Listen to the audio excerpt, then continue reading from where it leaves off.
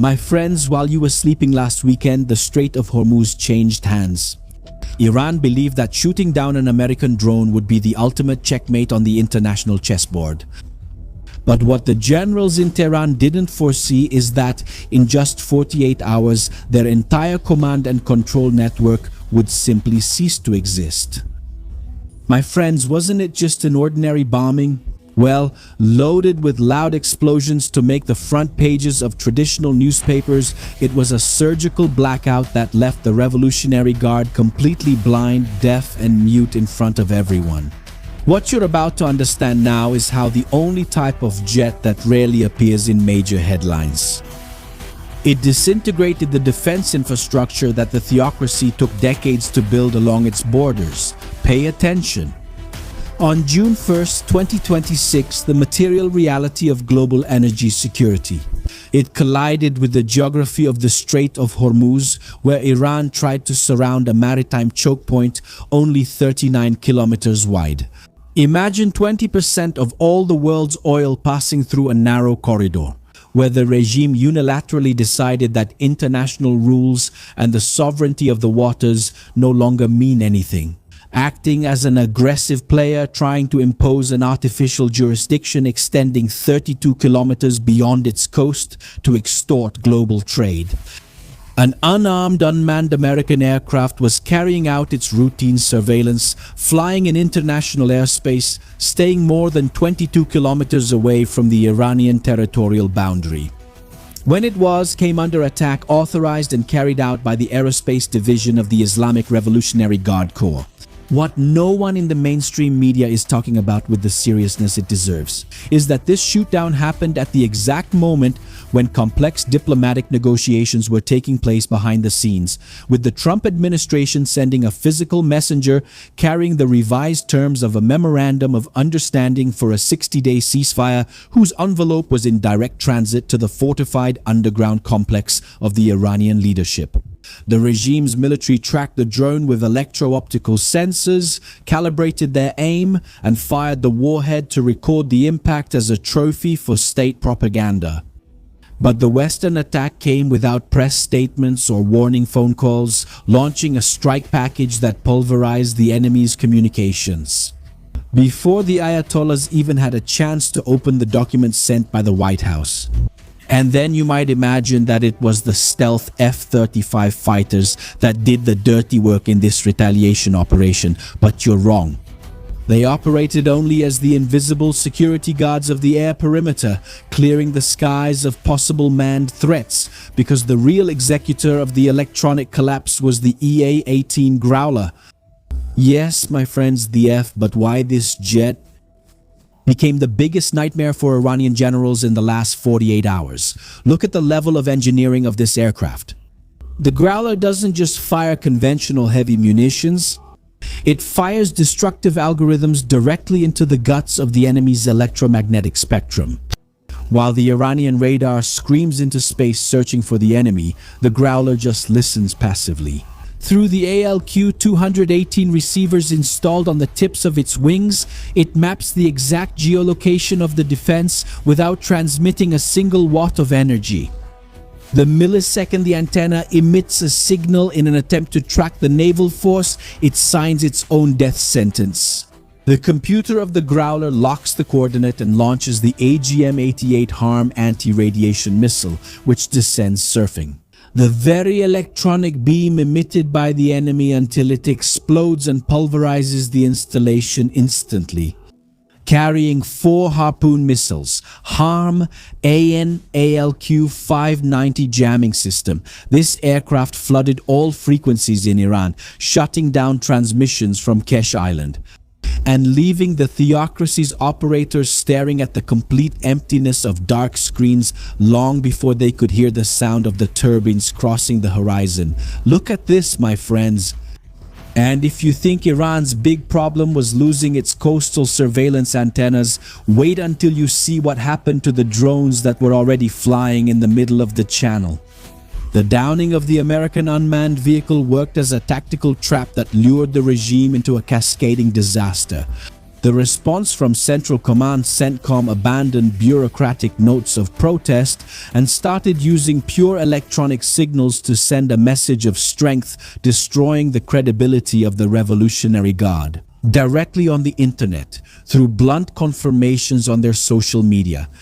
The Ground Command and Control Center, located in Garage, which operated as the true central nervous system and brain of the entire interdiction and drone launch network of Iran over the waters of Hormuz, it simply evaporated electronically and physically under the impact of precision bombs dropped by F-15E Strike Eagle and F-18 Super Hornet fighter jets.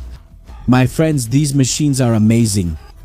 With the transmission towers disabled and the bases destroyed, the regime's specialized naval units completely lost the ability to communicate with each other, or to guide their fast attack boats and their autonomous underwater vehicles.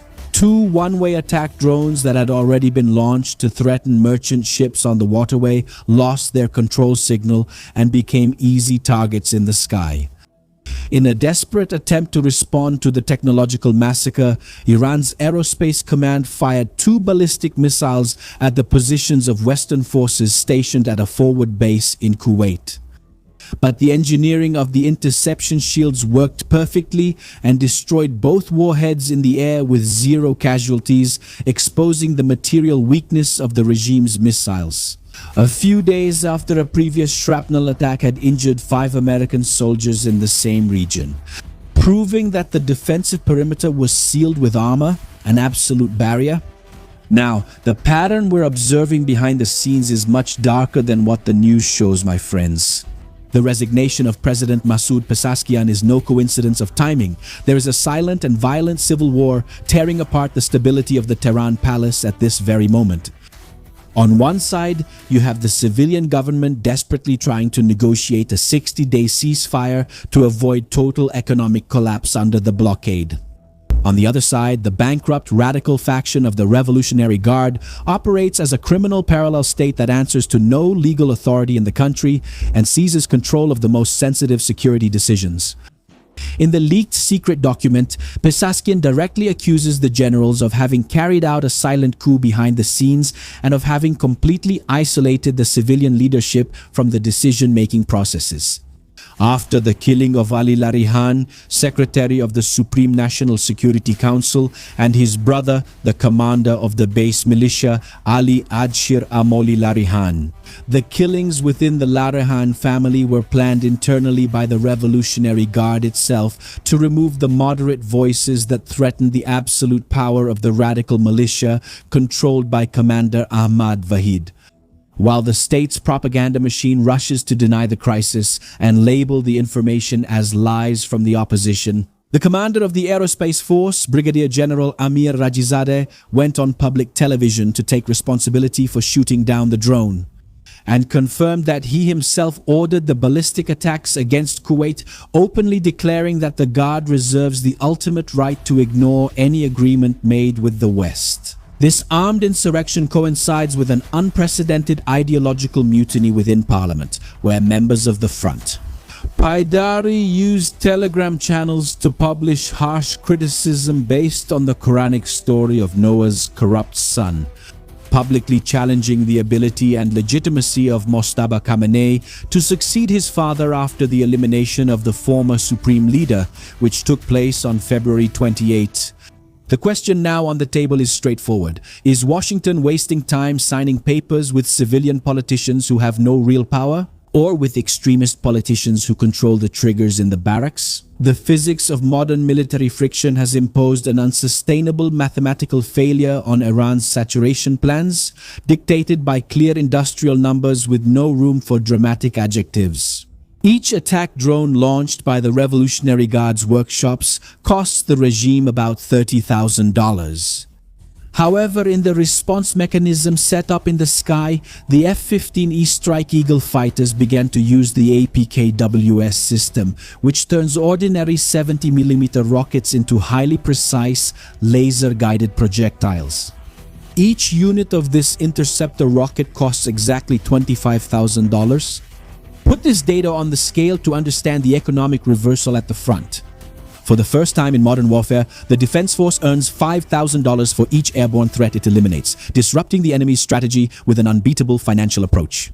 The weapon system operator sitting in the back seat of the F-15E Strike Eagle uses the sniper pod targeting pod to illuminate the enemy drone with the invisible laser beam. The APKWS reads the digital coding of the light, adjusts its stabilizing fins in mid-flight, and takes down the target with surgical precision.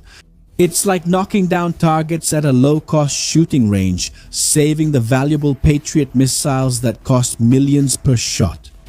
The Iranian swarm has gone from being a weapon of geopolitical intimidation to becoming a profitable target practice exercise for Western air forces, exhausting Tehran's industrial replenishment capacity. Meanwhile, the fighter jets keep delivering that efficiency over the Gulf waters. And in the face of this scenario of extreme force, of brute force, the contemporary becomes more dangerous. Contemporary history becomes more and more contemporary. If you see that the unfolding of this invisible barrier has consolidated the absolute and irreversible dominance of Western engineering over the tyrants, write the keyword supremacy in the comments. But if you think that this technological stranglehold will corner the regime and trigger a desperate and unpredictable counterattack in the coming weeks, write retaliation in the comments. Leave your verdict, because I will personally analyze each response to separate the real analysts from the armchair guessers who just swallow the sugar-coated news on television. Luciano Huck doesn't show this, let alone Jornal Nacional. Now, my friends, the electronic blackout carried out in the Strait of Hormuz was just a tactical stress test for an infinitely larger operation that is scheduled to go into action in the coming summer weeks. The so-called Golden Dome. Yes, my friends. The American Continental Defense Shield, valued at $185 billion, is finalizing the integration of its Central Command software, developed in partnership by the companies Palantir and Anduril. It is a distributed intelligence network capable of unifying every radar antenna, orbital satellite, and interceptor battery in the arsenal. Single interception digital brain, paralyzing ballistic missiles, cruise missile warheads, and hypersonic projectiles long before they threaten sovereign territory. In fact, it should include filtering against spy balloons. Iran has tested the limits of the industrial giant that now possesses the programming code necessary to anticipate and nullify every move of its militias in the corridors of power.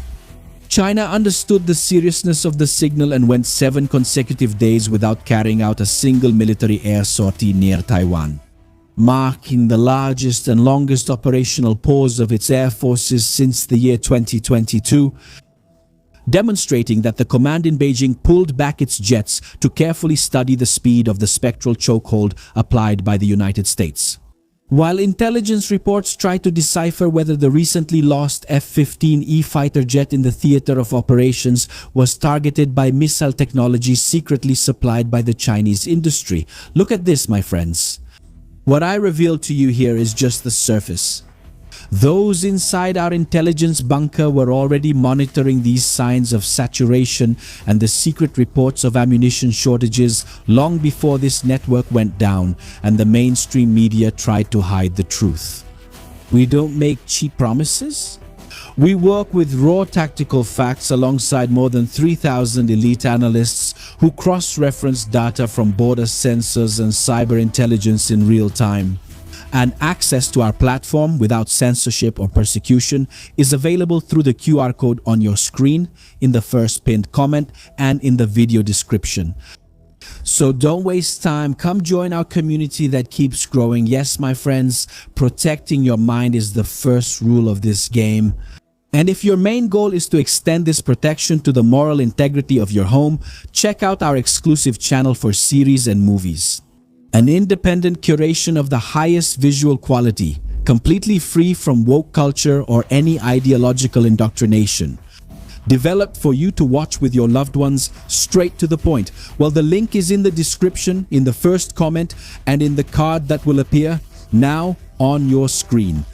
No more spending an hour scrolling through Netflix, Amazon, HBO, or Disney Plus trying to find something decent or interesting to watch. Because let's be honest, there's a lot of junk on these streaming services now that really makes us waste our time.